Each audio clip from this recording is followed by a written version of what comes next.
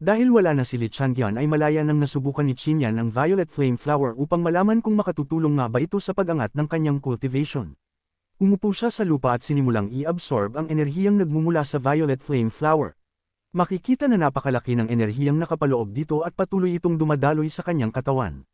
Hindi rin nagtagal ay naramdaman na ni Qin Yan ang pagbabago sa kanyang cultivation kung saan unti-unting lumalakas ang kanyang aura habang mabilis na umiikot ang enerhiya sa loob ng kanyang katawan. At kagaya ng inaasahan niya sa tulong ng Violet Flame Flower ay matagumpay siyang nakapasok sa 6th layer body tempering realm. Kasabay naman ng kanyang pag-angat ay muling lumawak ang kanyang dantian at mabilis itong napuno ng spiritual energy mula sa paligid. Nang maramdaman ang pagtaas ng kanyang lakas ay hindi maiwasang matuwa ni Qin Yan. Sa kasalukuyan ay 6th layer body tempering realm pa lamang ang kanyang cultivation ngunit sapat na ang kanyang lakas upang paslangin ang mga cultivators na nasa 7th layer body tempering realm o maging ang ilang nasa 8th layer body tempering realm. Habang masaya naman si Qin Yan sa kanyang naging resulta ay biglang may dumating na isang disciple sa kanyang likuran at nang lingunin niya ito ay nakita niya si Xiaoling na bakas ang pagkagulat sa mukha. Bukod sa hindi nito inaasahang makita si Qin Yan sa lugar ay mas lalo pa itong nabigla nang maramdaman ang bagong pag-angat ng ating bida. Gayunpaman ay wala pa rin itong tiwala na makakaligtas si Qin Yan sa pagtugis ng lahat ng disciple kaya naman nasabi niyang wala pa rin daw magiging pagbabago kahit na umangat ito ng isang antas. Sarkastiko namang nagpasalamat si Qin Yan sa walang kwentang mga sinabi ni Xiaoling sabay nagtangkang umalis dahil ayaw niyang madamay ito sa mga problemang nakapaligid sa kanya. Ngunit bigla na lamang sumigaw si Xiaoling sabay nagbanggit na kailangan niya raw ng tulong ng ating bida kaya kailangan niya raw ng kooperasyon nito. Huminto naman agad si Qin Yan sabay pinakinggan ang nais sabihin ni Xiaoling at doon ay nalaman niya na ninakaw pala ng isang disciple ang isang mahalagang mapa na pagmamay-ari nito. Ayon kay Xiaoling ay naglalaman ng mapa ng direksyon patungo sa dalawang Blue Dragon Badges na maaaring makatulong sa kanila upang makapasok sa mataas na ranggo ng kompetisyon. Nang marinig iyon ni Qin Yan ay agad siyang naging interesado dahil para sa kanya ay napakahalaga ng Blue Dragon Badges sa Trial of Versatility.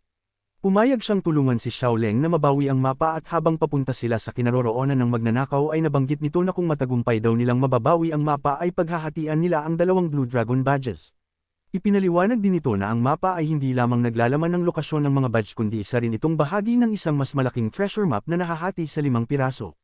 Naitanong naman agad ni Qin Yan kung sino ang disciple na nagnakaw ng mapa at kung paano raw nila ito mababawi. Agad namang sinabi ni Xiaoling na ang taong iyon ay si Wang Meng na isa sa mga genius ng bagong henerasyon ng Mystic Spirit Sect.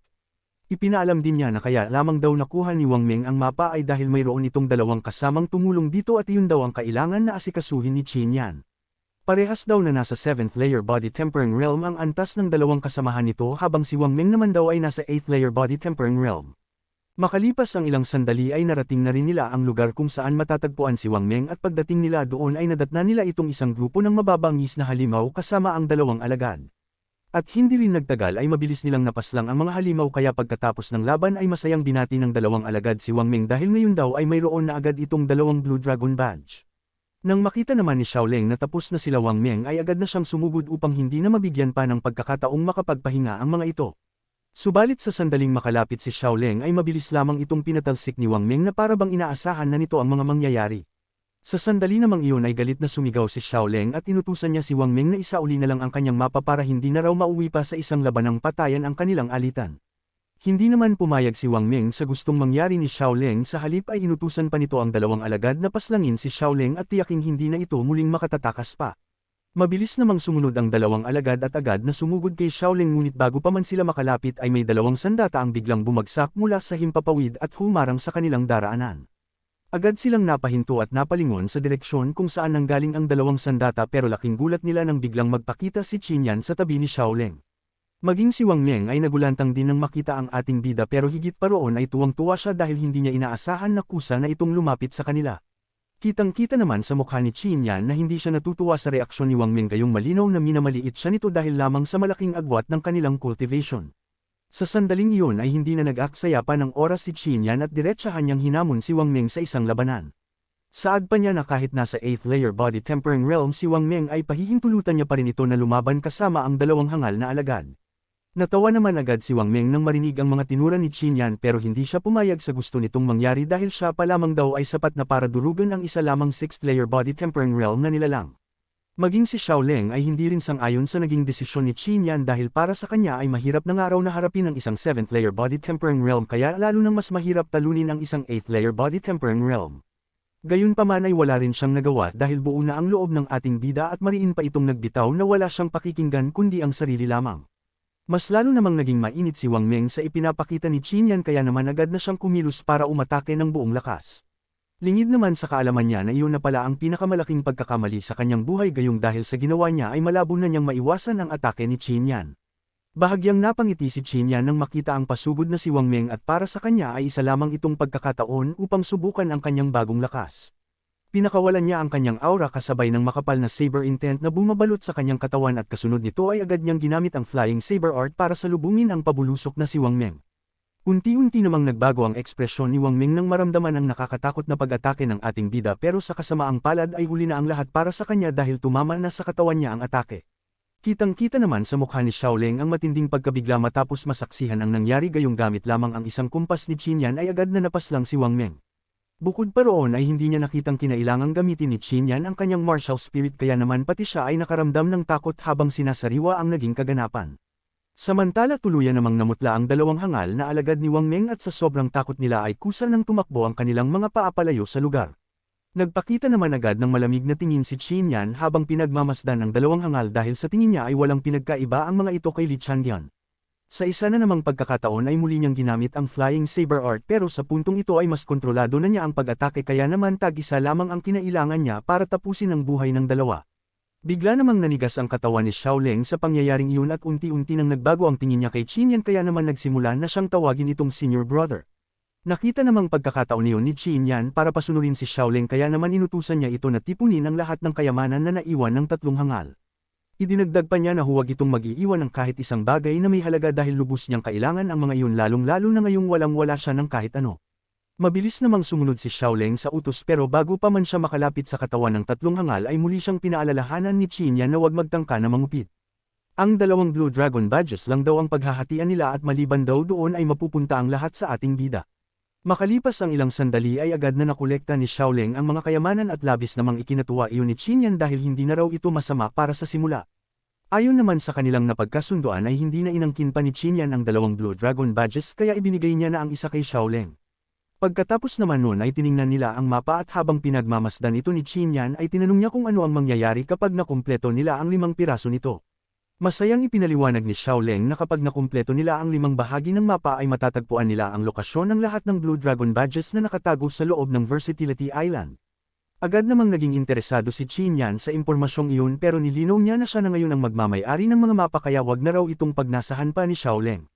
Maliban naman sa lokasyon ng Blue Dragon badges ay may napansin ding kakaibang marka si Qin Yan sa mapa kaya agad niyang kinumpirma kay Xiaoleng kung tama ba raw ang naiisip na mayroong spiritual orb dito.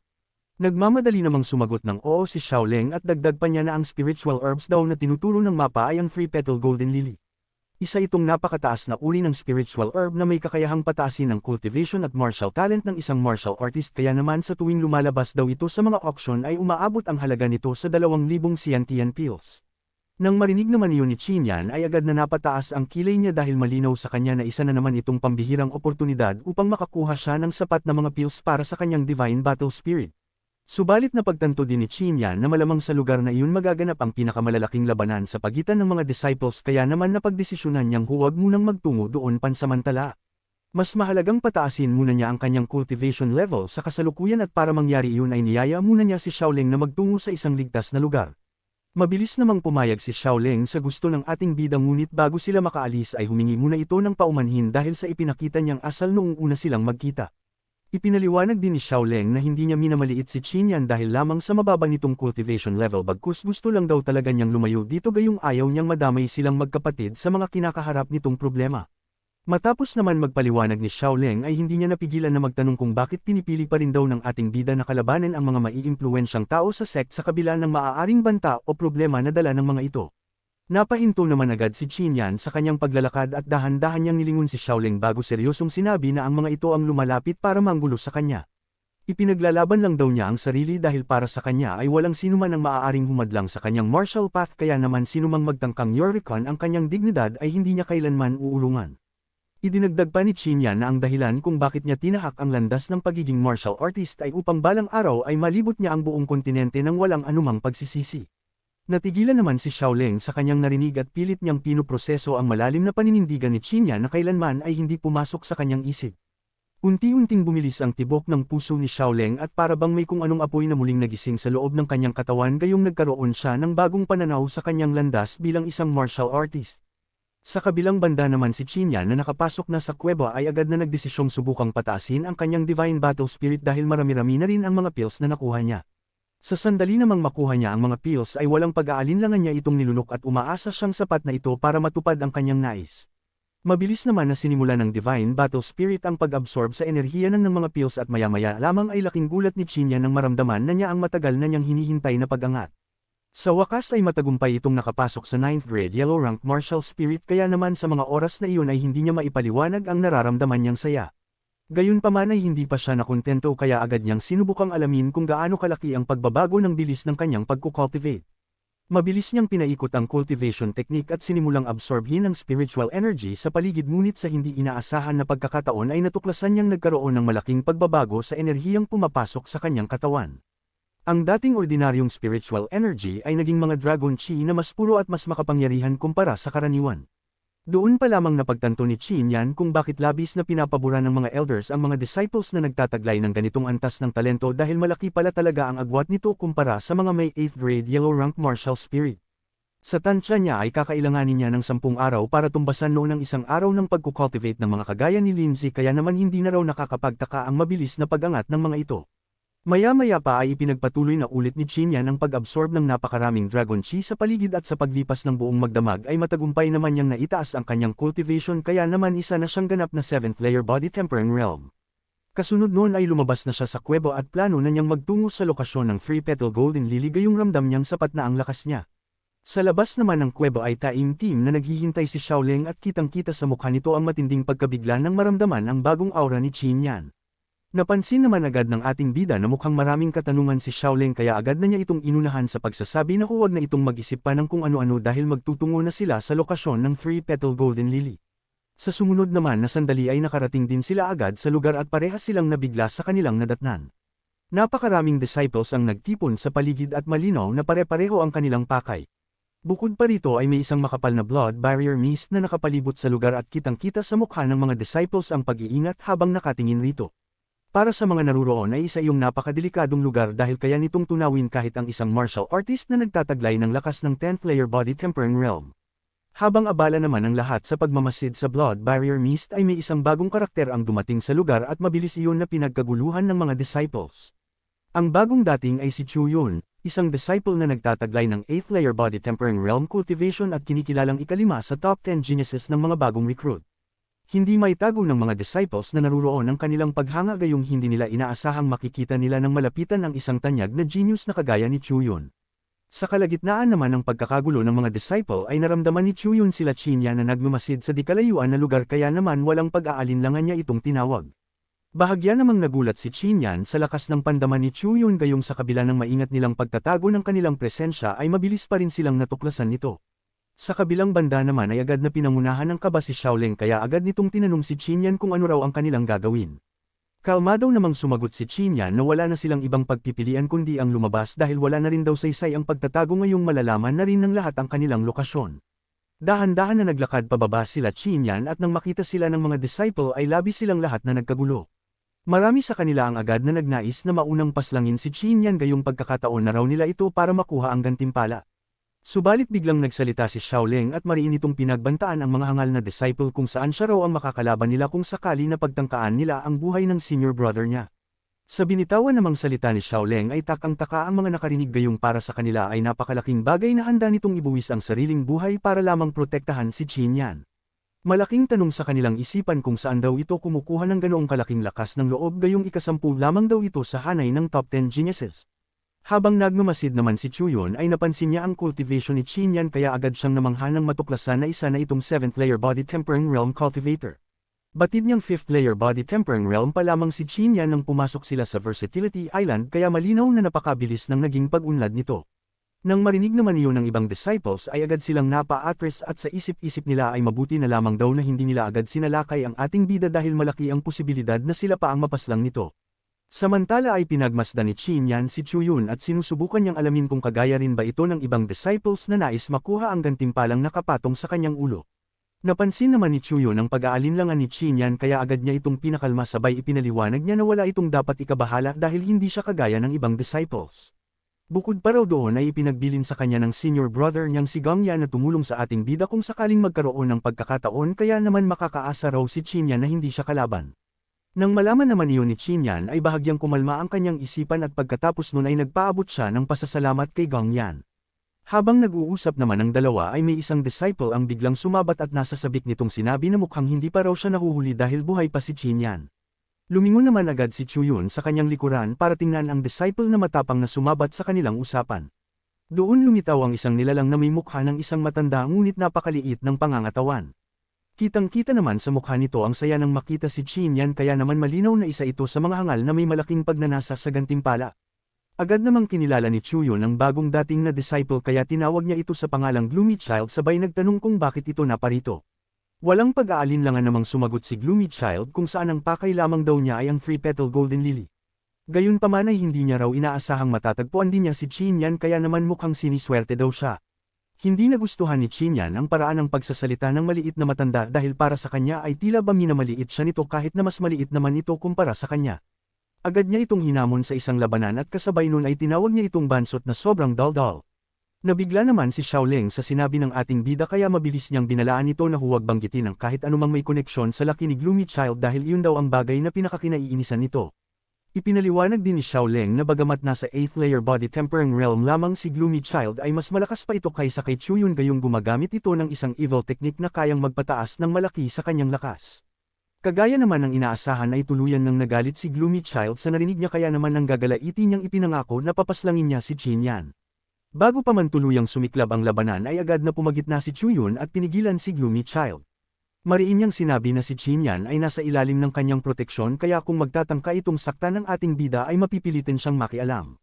Lalo namang nagalit si Gloomy Child nang marinig yun at agad niyang tinanong si Chuyon kung sigurado ba ito sa kanyang desisyon. Bahagya namang napaisip si Chuyon matapos marinig ang tanong dahil batid niyang kahit magsanib puwersa sila ni Qin Yan ay hindi pa rin tiyak ang kanilang tagumpay laban kay Gloomy Child. Gayunpaman ay wala siyang balak umatras dahil ipinagbilin sa kanya ni Gangyan na tulungan si Qin Yan kung magkakaroon man siya ng pagkakataon. Habang nag-uusap ang dalawa ay napansin ni Qin Yan na parabang nagmumukha siyang duwag sa harap ng lahat at dahil doon ay agad niyang pinatigil si Chuyon sabay sinabing hindi na nito kailangang makialam.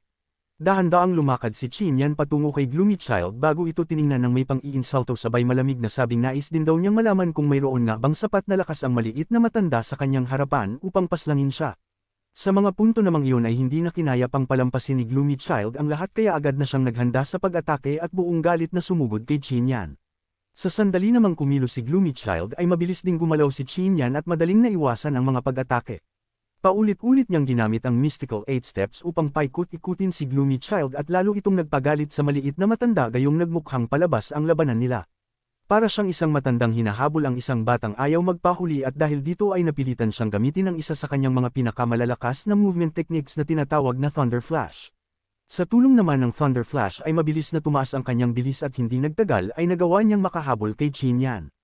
Kitang-kita sa mukha ng ating bida ang pagkagulat nang mapansin niyang nakakasabay na sa kanyang bilis ang maliit na matanda at hindi niya inaasahang magagawa itong habulin siya gamit ang maiikli nitong mga paa.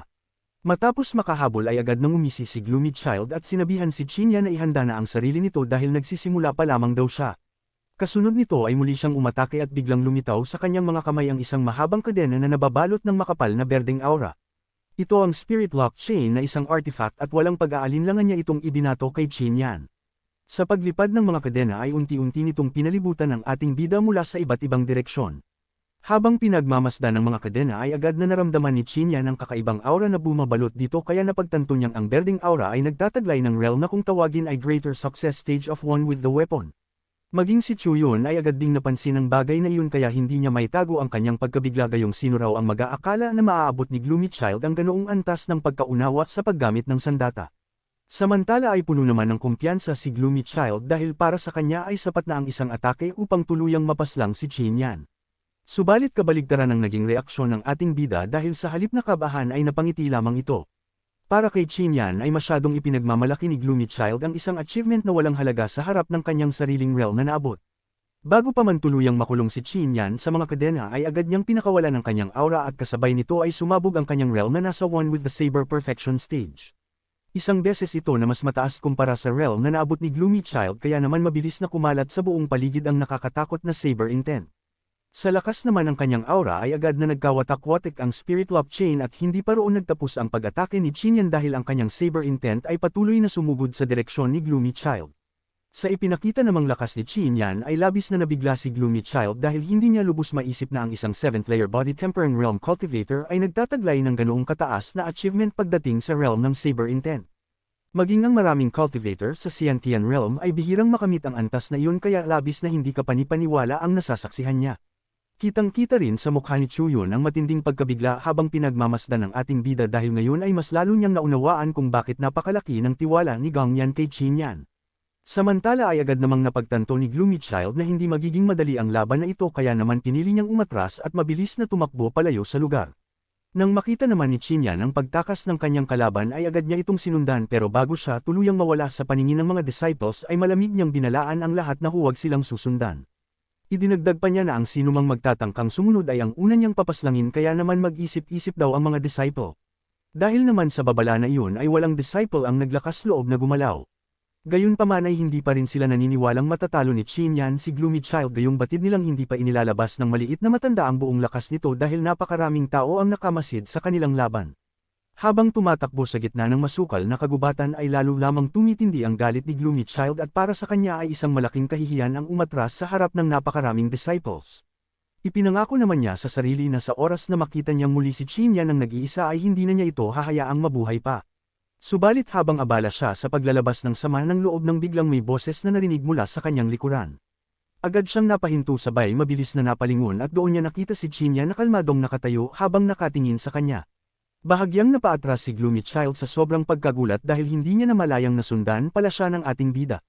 Ngumiti naman si Xinyan bago sarkastikong tinanong kung paano siya tatapusin ni Gloomy Child gayong ito naman daw ang tumatakbo upang iligtas ang sariling buhay. Lalo namang nagdilim ang mukha ng maliit na matanda matapos marinig ang panunuyang iyon kaya tuluyan ng sumabog ang galit niya at halos maglitawan na ang mga ugat sa kanyang noo sa sobrang puot na nararamdaman. Para sa kanya ay wala ng dahilan upang magpigil pa kaya naman kahit may ibang makakita sa kanyang sikreto ay wala na raw siyang pakialam. Walang pag-aalin lang ang inilabas ni Gloomy Child ang kanyang pinakamalakas na teknik na tinatawag na Gloomy Thunder Evil Technique at sa sandaling iyon ay nagsimulang magbago ang kanyang katawan habang unti-unting nakikipagsanib ang kanyang martial spirit sa kanya. Kasabay naman nito ay sumambulat ang napakalakas na evil spirit na mabilis na bumalot sa buong paligid kaya maging ang mga puno na nasa malapit ay nagsimulang maglaho. Hindi na rin nag-aksaya pa ng oras si Gloomy Child at agad na nagpakawala ng sunod-sunod na malalakas na pag-atake at dahil sa tindi ng mga ito ay napilitan si Xinyan na umiwas sa halip na salagin ang mga atake. Habang mabilis naman na gumagalaw sa ere ay makikita ang ngiti sa mukha ni Xinyan gayong para sa kanya ay ngayon pa lamang nagsisimulang maging kawili-wili ang laban. Kitang-kita niyang hindi naman pala ganap na inutil ang maliit na matanda sa kanyang harapan at may ibubuga rin pala ito. Gayunpaman ay batid din niya na magiging mahirap ang laban kung aasa lamang siya sa kanyang mga martial techniques kaya naman napagdesisyonan niyang ilabas na rin ang kanyang Divine Battle Spirit. Sa unang pagkakataon matapos itong umangat sa 9th grade yellow rank ay muling lumitaw ang Divine Battle Spirit sa likod ni Xinyan at sa mga oras na iyon ay mabilis na gumuho ang lupa sa paligid habang kumakalat ang isang napakalakas na pressure sa buong kagubatan. Sobra-sobra naman ang gulat ni Gloomy Child nang makita ang 9th grade yellow rank martial spirit ni Xinyan at nagtataka niyang tinanong kung paano daw nangyari yun. Matalim naman na sumagot si Xinyan na wala na raw rason pa para magpaliwanag siya gayong hindi naman na daw pakikinabangan ni Gloomy Child ang katotohanan. Napagtanto naman agad ni Gloomy Child ang nais ipahiwatig ni Xinyan kaya naman dali-dali siyang tumakbo para iligtas ang kanyang buhay. Subalit lingid sa kanyang kaalaman na wala nang saysay pa ang pagtakbo dahil malaya si Xinyan na gamitin ang isa sa makapangyarihang teknik na hindi niya nagamit sa harap ng maraming disciple. Kumumpas si Xinyan sa hangin at isang malakas na martial intent ang agad na sumugod patungo kay Gloomy Child. Sa bilis naman nito ay huli na bago pa man nakaiwas ang maliit na matanda kaya naman tanging sigaw na lamang ng pagmamakaawa ang nagawa niya bago siya tuluyang binawian ng buhay. Pagkatapos naman ng pangyayaring iyon ay nagmadali si Xinyan na bumalik dahil kampante na siyang wala pang nakakadiskubre ng kanyang sikreto ngayong pinaslang niya sa kalagitnaan ng kagubatan si Gloomy Child. Samantala ay patuloy pa ring naghihintay ang mga disciples sa lugar ng Three Petal Golden Lily at ni isa sa kanila ay walang naglakas loob na sundan ang dalawa.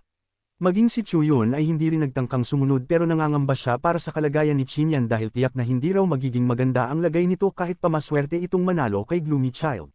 Naisip niya rin kung ano na lang ang mukhang may haharap niya sa senior brother niyang si Gangyang kung sakaling may mangyaring masama dito pero wala man lang siyang ginawa. Maya-maya pa habang abala ang mga disciples sa kanilang mga pag-uusap ay biglang sumulpot si Qin Yan dala-dala ang bangkay ni Gloomy Ridge. Agad na nabaling sa kanya ang atensyon ng lahat at kitang-kita sa kanilang mga mukha ang matinding pagkabigla.